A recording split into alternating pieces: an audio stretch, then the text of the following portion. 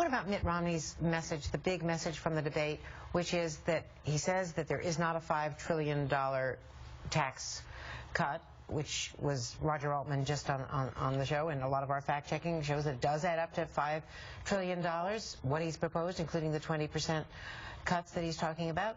At the same time, he's now saying that deductions will be eliminated and make up for it so that it's revenue neutral, but he won't specify which deductions.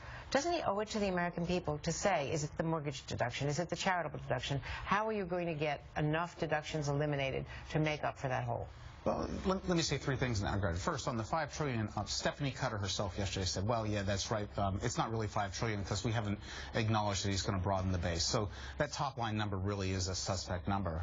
The second thing is there now have been, as you know, a variety of competing studies. We've had some liberal organizations say, hey, here's a tax reform that meets his specifications. You have to raise taxes on the middle class. But we've got 5 or 6 conservative ones that said, we really don't have 5 or 6 conservative ones. The Heritage and AEI are cited, but the others are editorial boards. They're not real studies. From what I've seen, it's not. University, Harvard University are pretty serious places, and so it can be done.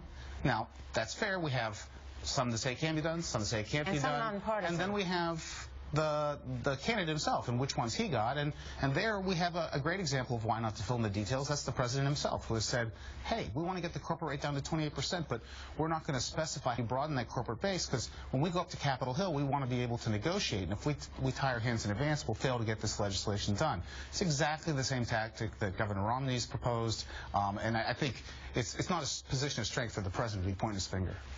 What about these negotiations on the fiscal